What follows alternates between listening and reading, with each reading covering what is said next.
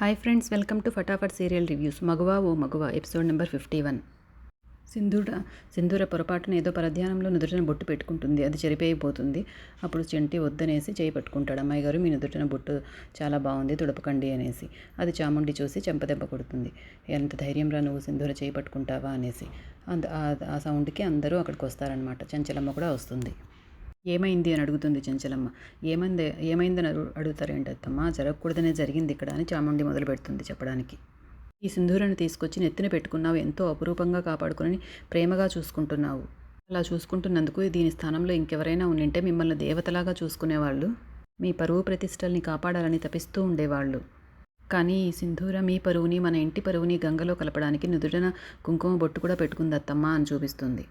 ఈ చంటిగాడు దాని చేయి పట్టుకుంటే అది వాడికి కబుర్లు చెప్తోంది అని చంటి మీద కూడా నిందలు వేస్తుంది. అప్పుడు అమ్మగారు అందరూ ఆశ్చర్యపోయి చూస్తూ ఉంటారు. అప్పుడు చంటి వచ్చి, అమ్మగారు జరిగింది ఇది కాదండి అని చెప్పబోతాడు. అమ్మాయి గారు నాతో కబుర్లు ఏం చెప్పలేదండి, నేనే అమ్మాయి దగ్గరికి వెళ్ళి ఇది చెప్పాలనుకున్నాను అని చెప్తూ ఉంటే చంచలమ్మ కోపంగా నోర్ముయ్యి అంటుంది. తర్వాత సింధూర వైపు తిరిగి బొట్టుని ఎవరు పెట్టారు సింధూర అని అడుగుతుంది చంచలమ్మ. అత్తమ్మ అది ఆ మాటలకు అడ్డుపడుతూ చాముండి వాళ్ళమ్మ, సింధూర ఏం చెప్పాలనుకుంటుందో నీకు ఇంకా అర్థం కాలేదా వదిన? సింధూర ఏం తెలియని అమాయకురాలు ఏమేం కాదు, అన్నీ చదువుకుంది, అన్నీ తెలిసినది. భర్త పోయిన ఆడది బొట్టు పెట్టుకోకూడదని తెలిసినా కూడా తను ఏమనుకుంటుందో, తన మనసులో ఎలాంటి కోరికలు ఉన్నాయో మనమంతా అర్థం చేసుకోవాలి వదినా అంటూ రాగాలు తీస్తుంది చాముండి వాళ్ళమ్మ. ఇప్పుడు కానీ బొట్టు పెట్టుకున్న దానికి మనం ఎవరము ఏమీ అనకుండా ఉంటే తర్వాత రేపు పట్టు చీర కట్టుకొని తెల్లో పూలు పెట్టుకొని సింగారించుకోవడానికి కూడా రెడీగా ఉందన్నమాట అనేసి తలా ఒక మాట అంటారు. సింధూరకి మీ మీద ఏమాత్రం గౌరవం నిన్న ఈ పని చేసుండేదా అత్తమ్మ అని చాముండి కూడా మాట్లాడుతుంది. సింధూర బొట్టు పెట్టుకునిందా లేదా అనే విషయం పక్కన పెడితే అసలు ఈ చంటిగాడు ఈ ఇంటి కోడలు చేయి పెట్టుకోవడం ఏంటి అసలు అనేసి చాముండి వాళ్ళ నాన్న కూడా మొదలు పెడతాడు.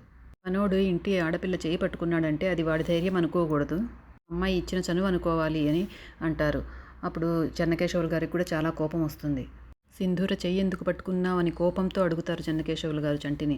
అప్పుడు చంటి భయంతో, అయ్యగారు నేను కావాలని పట్టుకోలేదండి, అమ్మాయి గారు దేవుడికి దండం పెట్టుకుంటూ బొట్టు పెట్టుకున్నారండి, బొట్టు పెట్టుకుంటే మీరు చాలా కలగా ఉన్నారండి అని అన్నాను, అప్పుడు అమ్మాయి గారు అని చెప్పేంత లోపలనే చెన్నకేశవులు గారు చంటిని కొడతారు.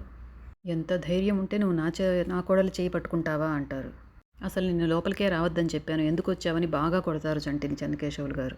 నువ్వు ఒక్క క్షణం కూడా ఇంక ఇంట్లో ఉండడానికి వీల్లేదు, వెళ్ళు అనేసి మెడ పట్టుకుని గెంటేస్తారు. చక్రం వాడిని తీసుకెళ్ళు అని చక్రానికి కూడా చెప్తారు.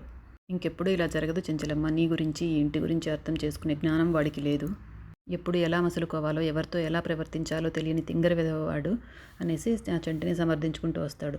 ఎందుకంటే యాక్చువల్గా చంచలమ్మ ఎటువంటి నిర్ణయం తీసుకుంటుందో అనే భయంతోనే చంటిని చెన్నకేశవులు గారు కొట్టి బయటికి పంపించేశారు. అది ఇంకా పెద్దదవుతుందేమో చెన్నకేశవులు గారికి. యాక్చువల్గా చంటి అంటే ఒక సాఫ్ట్ కార్నర్ ఉంది. అప్పుడు చాముండి వచ్చి, పంపించాల్సింది వాణ్ణి కాదు మామయ్య, ఈ సింధూరని అంటుంది. సింధూర చేసిన పని గురించి నువ్వేం మాట్లాడవక్క అనేసి తన తోడుకోడలు కూడా ప్రశ్నిస్తుంది. బొట్టు పెట్టుకోవాలని ఆశపడుతున్నావా సింధూర అని చంచలమ్మ సింధూరని అడుగుతుంది.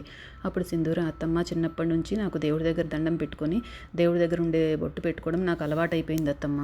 అలవాటు ప్రకారం దేవుడికి దండం పెట్టుకొని ఏదో పరధ్యానంగా బొట్టు పెట్టుకున్నానే తప్ప కావాలని పెట్టుకోలేదత్తమ్మ అని చెప్తుంది సింధూర. అప్పుడు చాముండి వాళ్ళమ్మ, దేవుడి దిగొచ్చి సాక్ష్యం చెప్పలేడని తెలిసి దేవుడి పేరు చెప్పి అబద్ధాలు చెప్తుంది ఈవిడ గారు అంటుంది. చంచలమ్మ కోపంగా తన వైపు చూస్తుంది. ఆగిపోతుంది అప్పుడు చాముండి వాళ్ళమ్మ. నేను నిజమే చెప్తున్నాను అత్తమ్మ, దేవుడిని అడ్డం పెట్టుకోవాల్సిన అవసరం నాకు లేదు, నాకు చిన్నప్పటి నుండి బొట్టు పెట్టుకోవాలన్నా, గాజులు వేసుకోవాలన్నా, పువ్వులు పెట్టుకోవాలన్నా చాలా ఇష్టం అత్తమ్మ అని చెప్తుంది. కానీ నాకు ఇష్టమైన వాటిని పోగొట్టుకోవాలని, నా తలరాత ఇలా మారుతుందని నేను అస్సలు అనుకోలేదత్తమ్మ అని ఏడుస్తూ చెప్తుంది సింధూర. మీరు నమ్మినా నమ్మకపోయినా నేను ఇప్పుడు చేసింది కావాలని చేసింది మాత్రం కాదు అత్తమ్మ అని చెప్తుంది. నీ దొంగ కన్నీళ్లతో, దొంగ నాటకాలతో మమ్మల్ని అందరినీ నమ్మించాలని చూస్తున్నావా అని చాముండి అంటుంది. అప్పుడు చాముండి అని చంచలమ్మ చాముండిని ఆపుతుంది కోపంగా.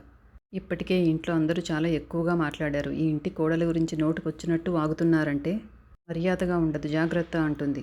ఏ ఆడపిల్లకైనా బొట్టు, పువ్వులు, గాజులు అనేటివి పుట్టుకతోనే వచ్చాయి, అవి భర్త కట్టిన తాళితో వచ్చేటివి కాదు. భర్త ఇవ్వని వాటిని భర్త పోయాక ఎందుకు వదులుకోవాలి? ఇది అర్థం లేని ఆచారం, అలాంటి వాటిని ప్రశ్నించకుండా గుడ్డిగా పాటించడం ఏంటి? అప్పుడు చాముండి వాళ్ళమ్మ, అంటే భర్త చనిపోయిన ఆడదానికి బొట్టు, పువ్వులు, గాజులు తీసేస్తారు కదనా, ఎందుకంటే అందరికీ తను విధవరాలని తెలియడానికి అని అంటుంది. ఇలా సాంప్రదాయాల గురించి మాట్లాడేవాళ్ళు, అన్నిటి గురించి మంచి చెడుల గురించి మాట్లాడేవాళ్ళు మరి ఒక అమ్మాయి మనసు గురించి ఆలోచించలేరా అని అడుగుతుంది చెంచలమ్మ. తెలియక పెట్టుకున్నానని చెప్తున్నా కూడా మీరందరూ వినకుండా మీ మాటలతో దిప్పి పొడుస్తున్నారు అని బాధపడుతుంది చెంచలమ్మ కూడా. అప్పుడు చాముండి వాళ్ళమ్మ, ఇది బాగుందో వదినా, తప్పు చేసిన సింధూరను వదిలిపెట్టి పద్ధతులు చెప్పినందుకు మమ్మల్ని తిడతారేంటి వదినా అని రాగాలు తీస్తుంది. మేమేదో అన్నామని మమ్మల్ని ఆపుతున్నావు, కానీ బయట వాళ్ళకు ఇలాంటి విషయాలు తెలిస్తే వాళ్ళు కూడా ఇలాగే మాట్లాడతారు అంటారు. అన్న వాళ్ళందరినీ తిట్టగలవా, అలా అడిగిన వాళ్ళందరికీ సమాధానం చెప్పగలవా అని అడుగుతారు చెంచలమ్మని.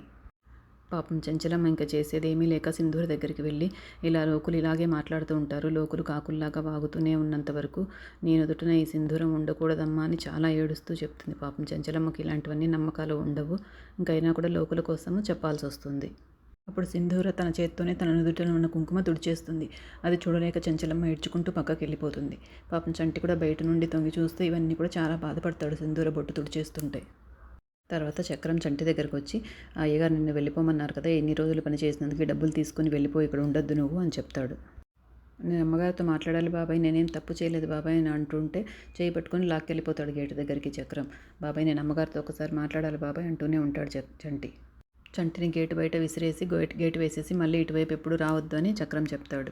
జరిగిన దాంట్లో అమ్మాయి గారు తప్పు లేదని, నేను కూడా కావాలని చేయి పట్టుకోలేదని అయ్యగారికి, చెంచలమ్మ గారికి నేను చెప్పుకోవాలి బాబాయ్, నేను వెళ్ళలేను బాబాయ్ అంటాడు.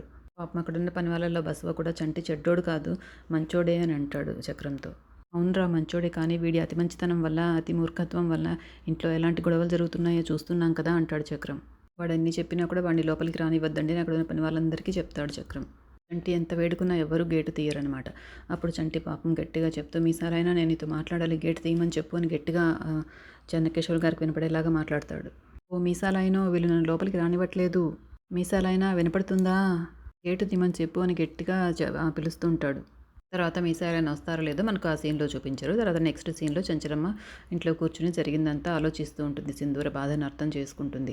ఆ తర్వాత పోలీసులకు ఫోన్ చేస్తుందంటే, ఆ పులివాసం ఉన్నారు కదా ఇన్వెస్టిగేషన్ ఆఫీసర్, ఆయనకు ఫోన్ చేసి, నా కొడుకును చనిపోయి ఇన్ని రోజులైనా కూడా మీరు ఇంకా ఇన్వెస్టిగేషన్లో చంపింది ఎవరిని కనిపెట్టలేకపోతున్నారా అని అడుగుతుంది. ఇన్వెస్టిగేషన్ జరుగుతోంది మేడం, కేసులన్నీ పక్కన పెట్టి ఈ కేసు మీదే బాగా కాన్సన్ట్రేట్ చేస్తున్నామని చెప్తాడు వాసు. అప్పుడు ఎపిసోడ్ అయిపోతుంది. ఇక తర్వాయి భాగంలో అది అక్షరాలు రాయిస్తారు కదా, ఓం నమ శివాయ అని బియ్యంలో రాపిస్తారు చెంచలమ్మతో. అందరూ చాలా సంతోషంగా జరుపుతూ ఉంటారు. అది అంటే నిన్నటి విషయం అంతా అందరూ మర్చిపోయినట్లుంది. చంటి కూడా ఉంటాడంటే అక్కడ, చంటిని ఆహ్వానిస్తారు మళ్ళీ ఇంట్లోకి. రేపటి తెలుస్తుంది అనుకుంటా మనకి ఏం జరిగిందనేది. తప్పకుండా సబ్స్క్రైబ్ చేసుకొని రేపటి ఎపిసోడ్ కోసం వెయిట్ చేయండి ఫ్రెండ్స్.